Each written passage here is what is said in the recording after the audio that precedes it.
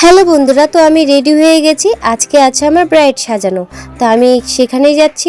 তারপর মাকে নিয়ে আমি বেরিয়ে পড়লাম আর আমরা পৌঁছেও গেলাম।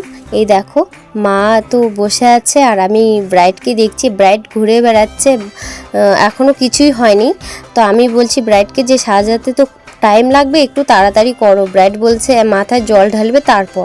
তারপর আমাদের টিফিন দিয়ে দিল, টিফিন শরবত দিয়ে দিল, আমরা সেটা খেয়ে নিলাম। তারপর আমি বসে পড়লাম আমার জিনিসপত্র গুছাতে। আমি বের করে নিচ্ছি, গুছিয়ে নিচ্ছি যাতে আমার সুবিধা হয় তাড়াতাড়ি সাজানো। তারপরে দেখো আমি সুন্দর করে জিনিসপত্রগুলো গুছিয়ে নিয়েছি।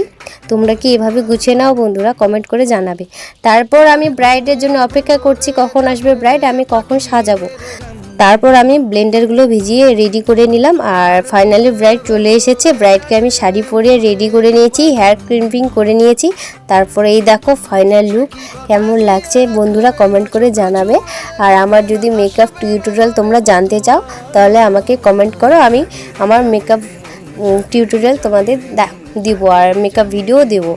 তো দেখো কেমন লাগছে কমেন্ট করে অবশ্যই কিন্তু বলবে বন্ধুরা। অনেক কষ্ট করে আমি কাজ করছি, কি করব বলো, কাজ করে তো খেতে হবে, তাই আর কিছু করার নেই।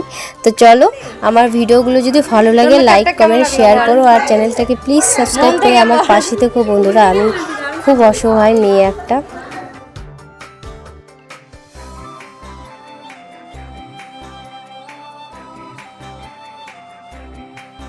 কারবালিশের খুব কাছে প্রজাপতির